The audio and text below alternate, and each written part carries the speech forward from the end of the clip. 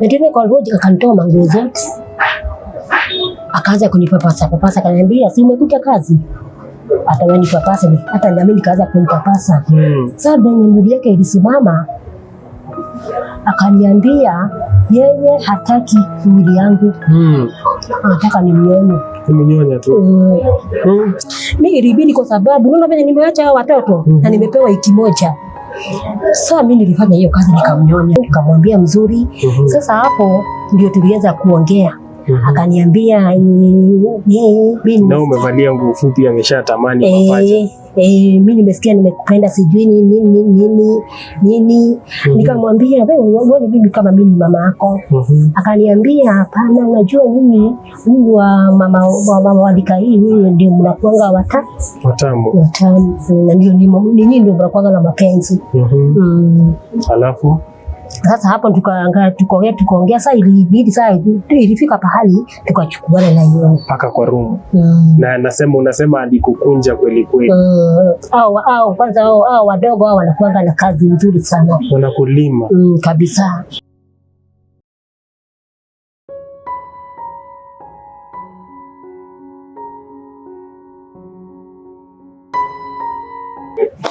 Karibu sana kwenye show. Kwa majina ni nani? Kwa majina naitwa Esther Wanjiru. Esther, nataka sauti. Kwa majina naitwa Esther Wanjiru. Esther Wanjiru, karibu sana. Mimi naitwa Bob Shakwila na hii ni Bob Shakwila Show. Hawa ni watu wetu wamekuwa wakitazama hii show since 2018. Kila siku tumekuwa tukiwaletea stories. So if you're new to this platform, endelea kusurf, enda hapo chini, angalia stories za Bob Shakwila Show. Kuna stories ni mambo ambayo watu wamepitia, mambo ambayo hayapatikani kwingine bali hapa tu. Karibuni sana, ningependa basi tuanze. Na asante sana kwa watu wajasiri ambao umechukua kuja kuongea story yako siku ya leo. And if you're new to this platform, kumbuka kusubscribe na kuturn on the bell notification. Asanteni sana kwa wenye mnafuatilia stories zetu kila siku. Karibu sana. Asante. Esther, tunaweza tukaanza. Mimi naitwa Esther Wanjiru. Esther. Mimi nimezaliwa upande wa Murang'a. Mimi kwetu tumezaliwa tukiwa watoto wa 5, lakini mimi ingawaje mimi kwetu mimi mamangu aliolewa nikiwa na yeye. Sasa maisha yangu ilianza, babangu hakuwa ananipenda. Sasa alikuwa anapenda watoto wengine. Sasa hata wao watoto wakiniangalia walikuwa wanasema mimi sio wao kwa sababu tulikuwa tunafanana na wao. Sasa mimi sikupelekwa shule, wao ndio walipelekwa shule ya watoto. Sasa wakienda shule, mimi ndio nilikuwa nafanya kazi zote. Mimi nawafulia manguo wakitoka shule, naosha vyombo, na mimi ndio nilikuwa nafanya kazi zote. Sasa ilienda hivyo, siendi shule, mimi ndio nafanya kazi zote nyumbani. Babangu anitaki. Sasa kulienda hivyo, mamangu alikuwa mtu wa vibarua, analimia watu, anapata mahindi, anapewa pesa saa zingine, anatupikia. Babangu alikuwa mtu wa pombe. Sasa kwa hiyo harakati, kuna wakati ilifika babangu akagonjeka sana. Sasa venye aligonjeka, babangu alikufa.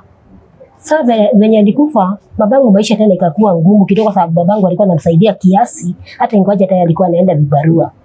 Sasa maisha ikakuwa ngumu. Watoto sasa mamangu akalemewa mpaka watoto wengine wakaniba kuenda shule, hata wao shule ikafika hapo mwisho. Sasa ilifika hapo tukakaa, mamangu akagonjeka. Alikuwa na depression, mama yangu alipata depression. Sasa mimi niligonjeka, mamangu ingekuwa hata kuenda vibarua ilikuwa shida. Sasa mimi zile vibarua mamangu alikuwa anaenda, nikachukua jukumu ndio nilikuwa naenda huko. Sasa mimi nalimia watu, nalisha watoto wetu wengine. Nikiwalimia wananipea pesa, saa zingine wananipea hizo mahindi na kuja nachemshia watoto wetu.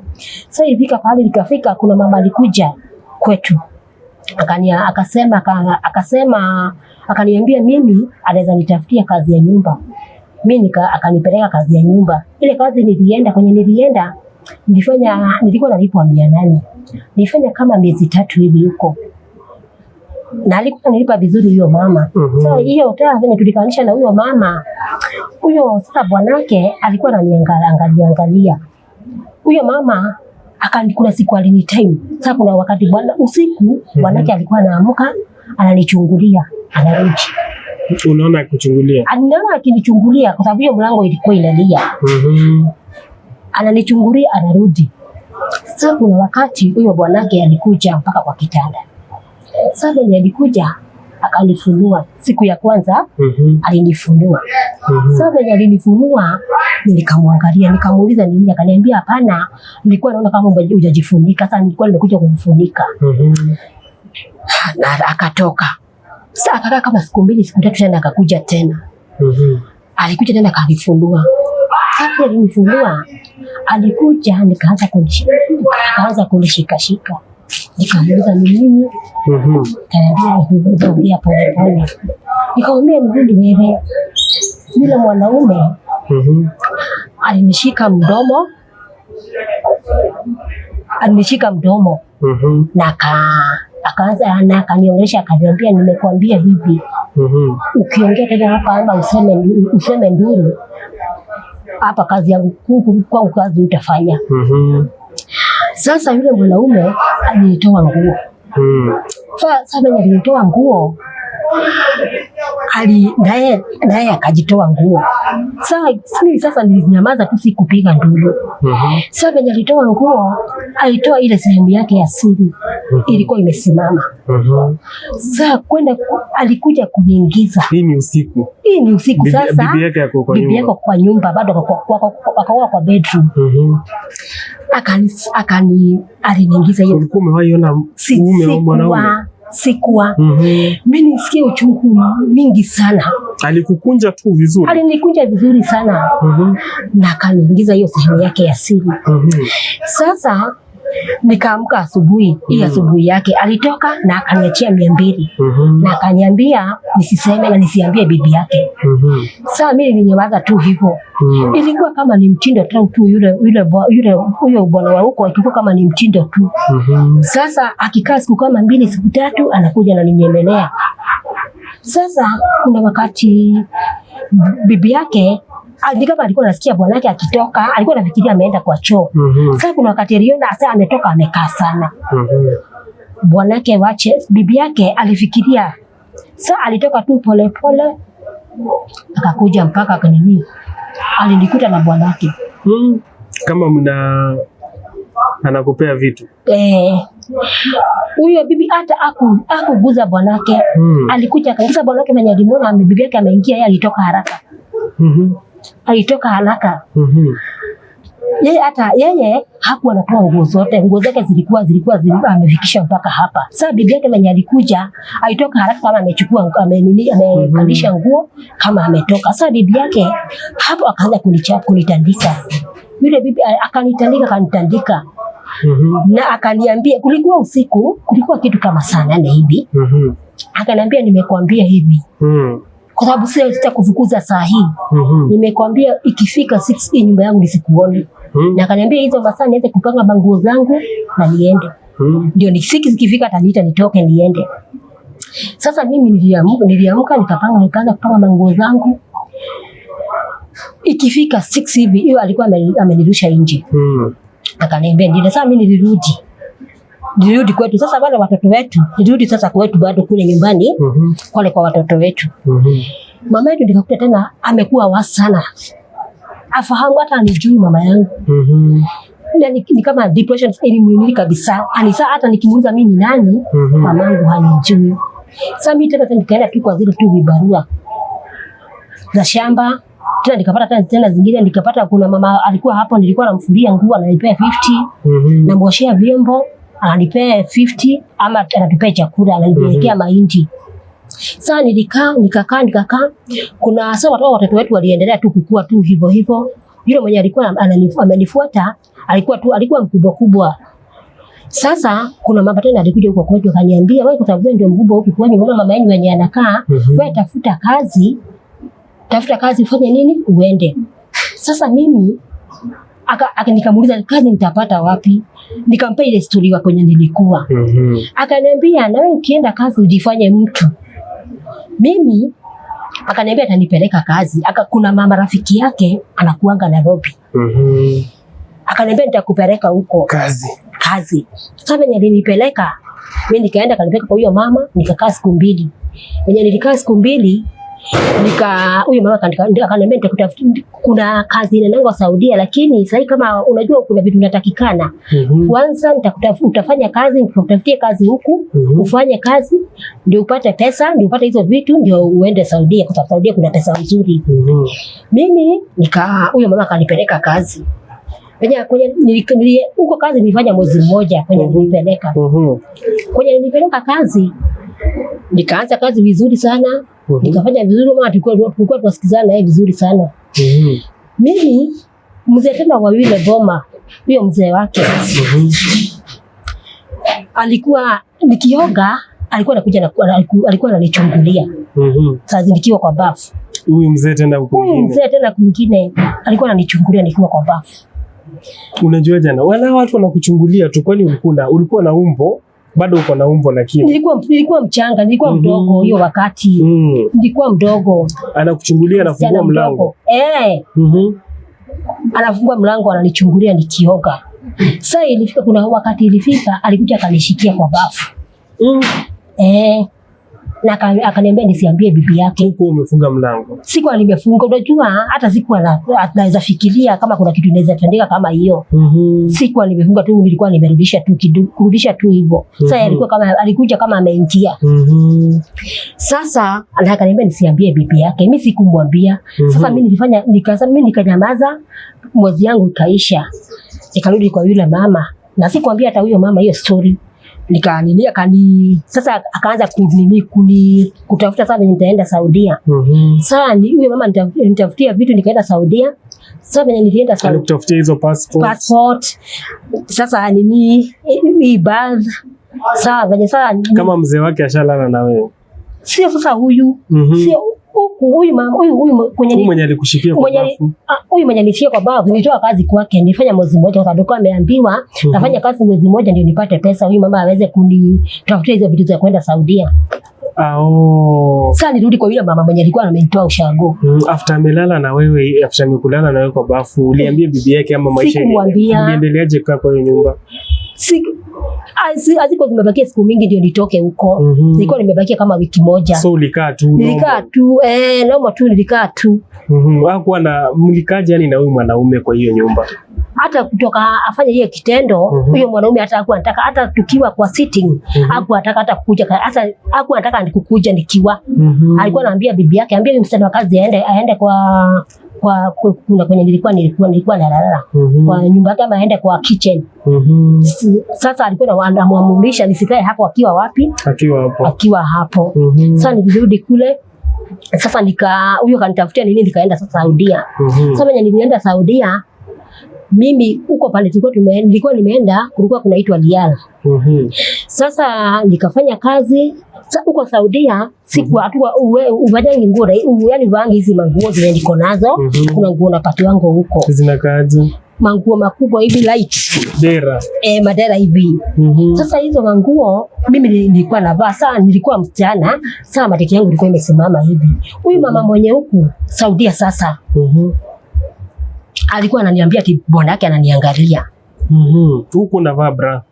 Nilikuwa na bra moja nikienda huko. Sasa ilikuwa imeisha, hata ilikuwa imechanika, hata sikuwa na shughuli. Sio unafunga matiti. Sikuwa nafunga, nilikuwa nakaa tu hivyo. Ananiambia ati bwana yake ananiangalia. Anashuku anaona kama niko na bwana yake. Nikamwambia hapana. Nilimwambia hapana, na tukuwa na yeye ukweli. Sasa mimi nilikaa siku za yani mwezi za kwanza alikuwa ananilipa vizuri. Sasa venye sasa alianza kunishuku. Yani kunilipa. Vile mlielewana. Vile tulielewana na yeye. Sasa alikuwa ananilipa vizuri. Sasa venye alikuja kunishuku. Hapo akaanza madharau. Huyu mama yani kunifanyisha kazi sana, hataki nilale. Naambia nifanye kazi mpaka saa 8 saa 9. Akipika chakula hata alikuwa anatembea mate na anasimama hapo nikule. Anaweka makamasi. Na alikuwa anajua kama sitakula, anasimama hapo mpaka ananiharasi mpaka nikule. Ilikuwa inabidi nikule kwa sababu sikuwa na otherwise. Sasa ilifika pahali mimi ikafika pahali sasa yeye akasema anitaki kwa nyumba yake, ananirudisha nje na manguo. Sasa mimi nilirudisha na manguo, Mimi sasa nilienda tu na njia tu hivi na sijui mwelekeo naenda wapi, sijui ni wapi. Nilikuwa naenda hivyo, nilipata kuna pale pako na posta kwa askari. Niliingia huko nikawapea shida yangu. Huko nilikaa siku 2. Nilikaa huko siku 2, hao wakaniambia nijue kwenye nitaenda. Mimi nikachukua tu, nilikuwa na bag. Mimi nikaenda nikiwa kwa njia. Unajua huko Saudi hata ukiwa msichana wa kazi uendangi kwa duka miguu, uendaga na Uber. Sasa kuna msichana Mkenya alikuwa anaenda kwa duka kwa shopping. Sasa alikuwa kwa Uber. Sasa unajua Mkenya, najua Mkenya wa kwao. Akanipungia mkono hivi na gari kasimama. Sasa nikakaribia gari. Akaniambia niko sababu najua venye kuendanga huko. Nikamwambia mimi kwenye nilifukuzwa kulienda hivi na hivi. Akaniambia kuna Wakenya wanakanga kwa nyumba moja. Wacha nikuonyeshe uende ujishikilie huko, kama uende wapi? Kenya. Sasa akanionyesha, mimi nikaenda. Sasa venye nilienda nilikuta kulikuwa wasichana 6 huko. Nikawapea story. Kuna wengine walikuwa na story kama tu hiyo yangu. Wakanionyesha huku kuna wengine ukijua kushuka kama unashukanga. Sasa tulikuwa tunako nje, kuna wakufa. Mimi nilikuwa nafua.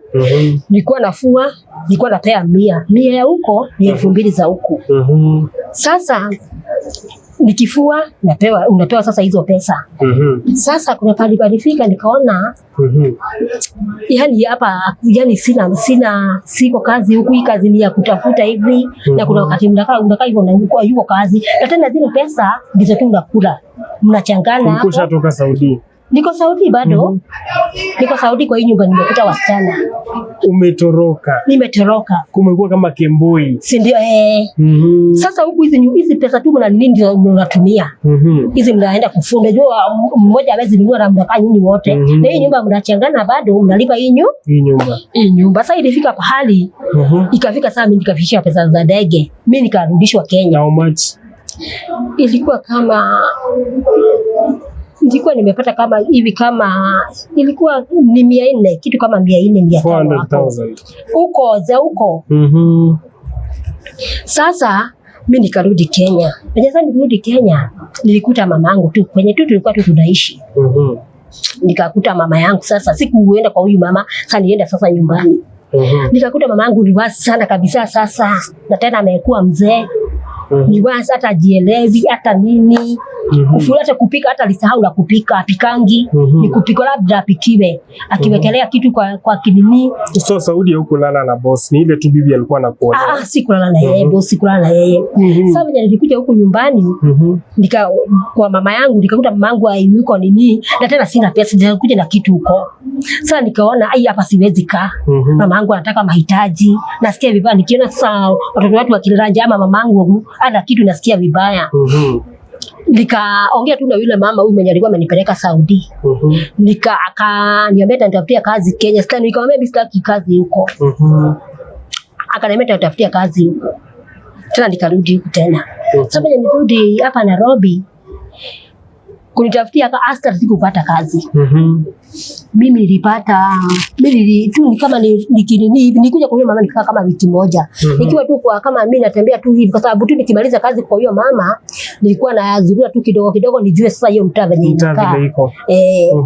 Sasa kuruzuruka hivyo nikapata na mwanaume na mtu, tukaongea na yeye tukasikizana. Akaniambia yeye anataka mtu anaitwa mama wa watoto wake. Hata mimi nikaona hata ni vizuri nikipata bwana naweza pata bwana mzuri, hata niweza umeshapitia. Hata naweza saidia mama yangu na watoto wetu.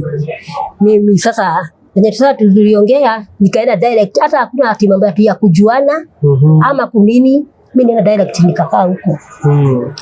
Tukakaa, nilikaa tuseme miezi 6. Mimi nikasikia niko na mimba.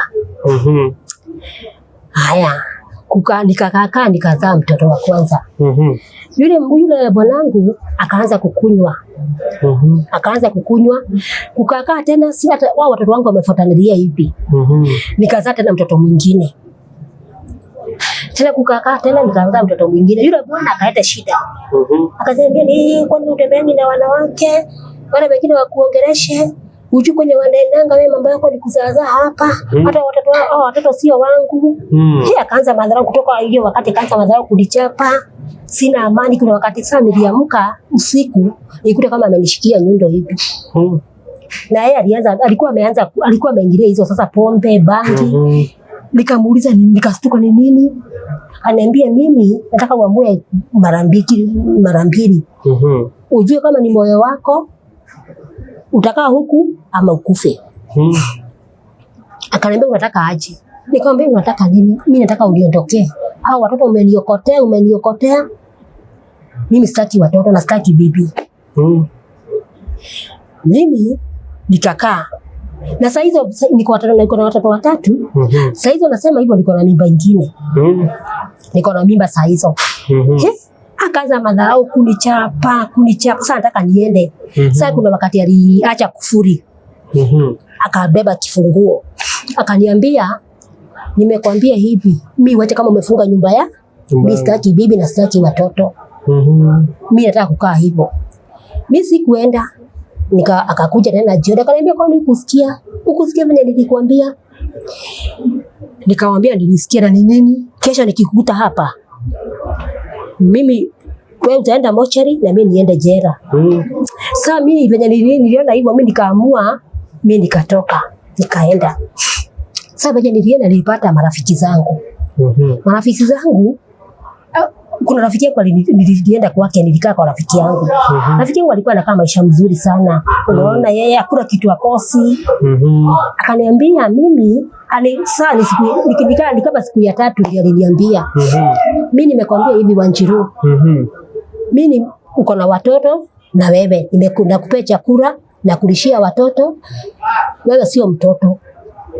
Utafute kazi. Nikamwambia mimi sina kazi. Ni kazi gani? Akaniambia wewe nikikuonyesha kazi utafanya. Nikamwambia nitafanya. Sasa nataka kuonesha kazi nyingine. Sasa hiyo kazi alinionyesha. Alinionyesha alikuwa anaenda alikuwa anaenda saa 11 ya jioni anarudi asubuhi. Sasa akaniambia wewe oga nikupeleke. Watoto wako watakaa na watoto wangu wengine. Na sasa mimi nimekupea wiki 2 ujipange, nikuonyeshe kazi ujipange na wewe uweze kurenti kwako. Sasa mimi kwenye nilienda upande alinipeleka Uncle Sam. Ni club. Sasa kaniambia sasa tukienda kwa barabara niambia sasa pale wewe ndio utajitafutia kazi. Na umevaa aje hiyo sasa? Sasa alinionyesha venye nitavaa.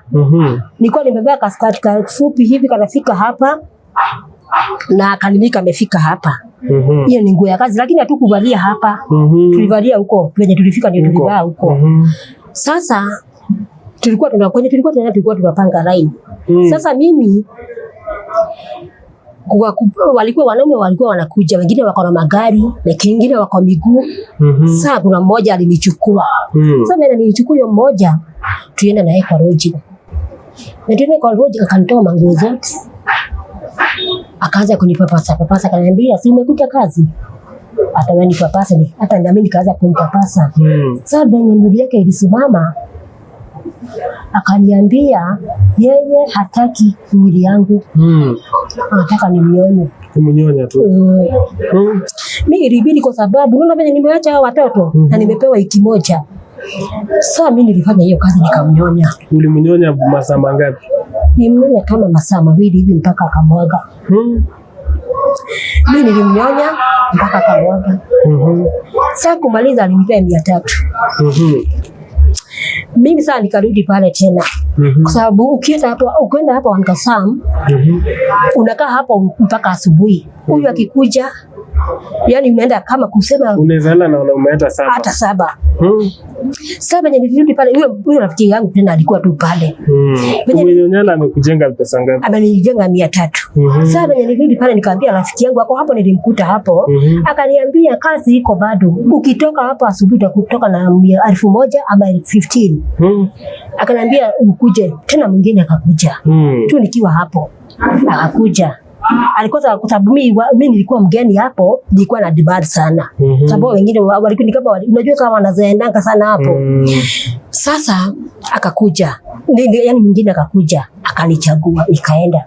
Wenye nilienda akanitoa manguo. akatoa yake, akaanza kunipapasa. Sasa aliniambia yeye hataki na huku mbele, ataka na nyuma. Makalio.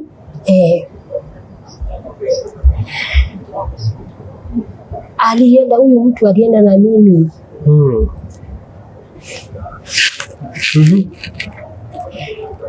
Alienda mimi mpaka asubuhi kwa sababu alikuwa anakaa. Na anatumia njia ya nyuma mpaka asubuhi. Mpaka asubuhi alikuwa anakaa, akimaliza anakaa. Si ungefanya mambo, ungeharisha atoroke.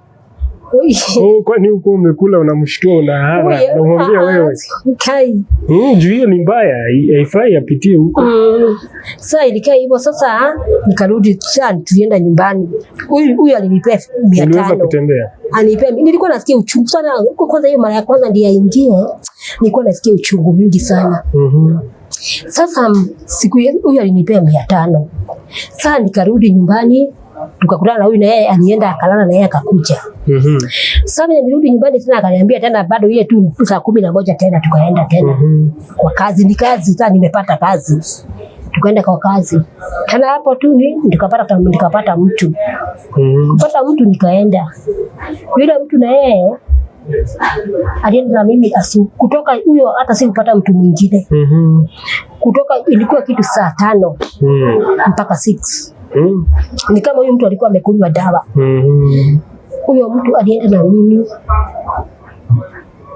mpaka nikienda kukojoa, siku naweza kukojoa. Ilienda hivyo, ikakuwa ni mtindo. Sasa nimepata kazi, sikuacha. Nimepata kazi, ni mtindo, nimepata kazi. Sasa nini hivi naenda saa 11 ikifika, naenda nakuja asubuhi, watoto naachia chakula. Saa 11 ikifika, naenda kazi.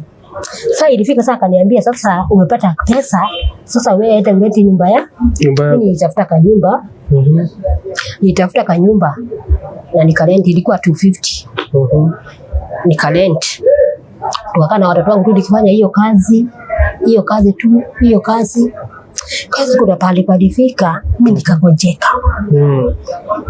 Siku naweza kuinama, hapa palikuwa panawasha kama kitu kingine. Hata nikienda hospitali siku naweza kuenda, nilikuwa naenda kama nainama. Sasa nilienda kama nainama, nilienda hivyo. Sasa daktari alisema niko na ugonjwa ya gonorrhea na imekuwa mli sana. Mimi nilitibiwa na nikapewa dawa. Sasa ilifika pahali nikashindwa, sasa nitafanya aje? Hii maisha nitakaa hivi na watoto wangu wayuko shule, sijaweza kuwapeleka shule, hata ifanya kazi nafanya waendi shule ya watoto. Hii ni kazi gani? Mimi ilifika pahali mimi nikaona hii kazi imenilemea kabisa, kwa sababu hata nikienda nasikia uchungu kabisa. Wameniharibu, nasikia uchungu kabisa. Mimi sasa ndio nikaanza hiyo harakati, sasa nikaachana na hiyo kazi. Sasa nikaanza kuulizia vibarua za kufua, vibarua za kulima, kuosha vyombo, kama mtu ako na vyombo na muoshea hivyo. Sasa hapo palifika pahali sasa mimi nikaachana na hiyo kazi, nikaona imenilemea au watoto wangu. Sasa hii kazi ya kufua ikaleta shida tena. Sasa sioni hiyo kazi, yani hakuna, haipatikani. Sasa ndio nikaingilia hii kazi ya Scrabble. Kuokota Scrabble. Tuchuma na okota. Ndio unafanya mpaka saa hizi. Sasa ndio nafanya hiyo kazi ya Scrabble. Nikipata tuchuma, tu plastic na okota. Na watoto. Hata nyumba yenyewe nakaa saa hii sijalipa miezi 2, hata mwenyewe ananiambia nitoke. Usijali. Sasa story yako tumesikia mama. Na ina mafunzo pia, kwa sababu mwanamke, bado tunaona wanawake tukileta hizi story, wanawake wamechukuliwa kama chombo na wanatumika huku na huku, ikuwe ni boss, ikuwe ni mahali pa kazi. Pole sana. Pengine hapa kabla tujamaliza hapa kwa street, ukijiuza, ulikuwa unajiuza na watu umri gani sana sana? Wazee.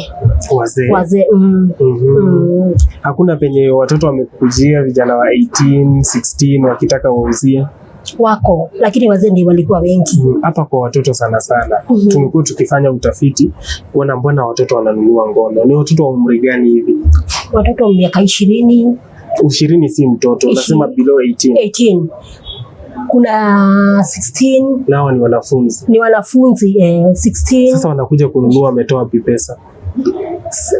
Sasa sijui walikuwa wanatoa wapi pesa watoto kama zenye walikuwa wanapewa na wazazi wao ya nini ya tuseme wakienda shule kama ndio walikuwa wanatumia.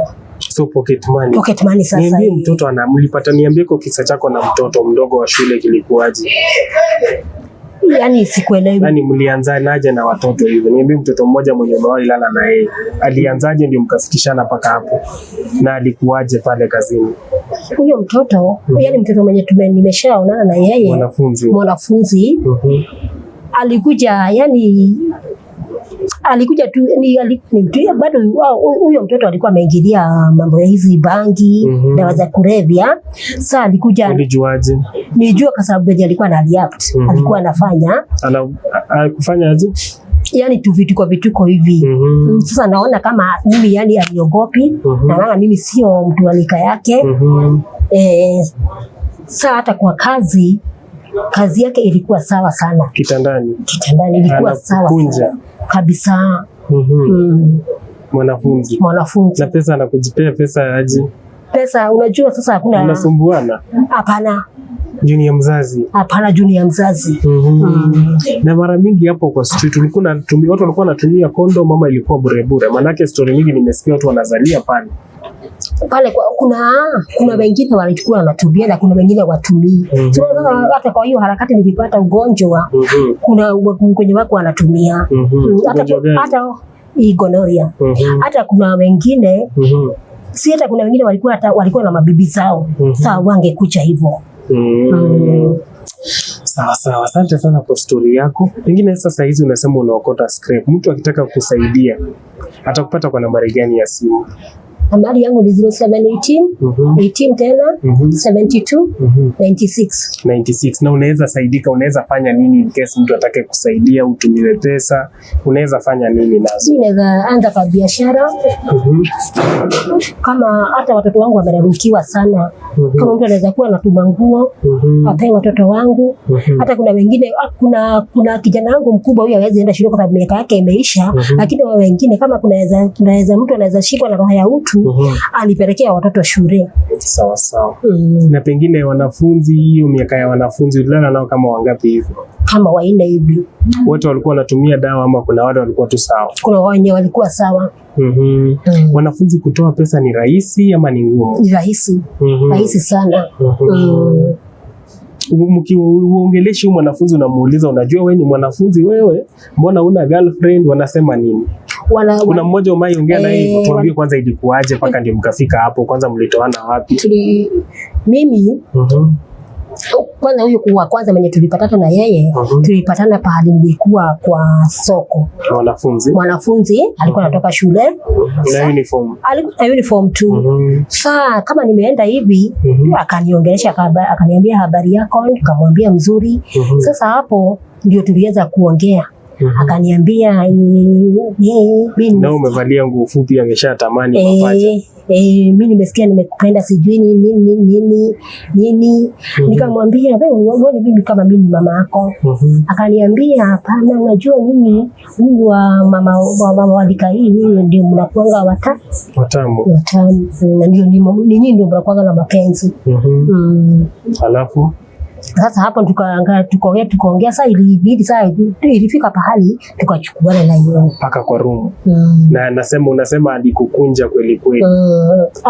Kwanza wadogo wanakuanga na kazi nzuri sana, wanakulima kabisa. Mambo haya na ukimuuliza girlfriend, mbona ana girlfriend? Je, ni student? Anasema nini? Anasema girlfriend wanakuanga na mahitaji mingi sana. Sababu mimi akinipatia 500, girlfriend anataka kushukwa, anataka nini, cutex, anataka nini, mimi akinipatia 500 mimi nimetosheka. Una maanisha ulikuwa na mwanafunzi mmoja mwenye alikuwa anakuja tu kwako na 500 kila saa? Akikuja. Alikuwa anakuja frequently?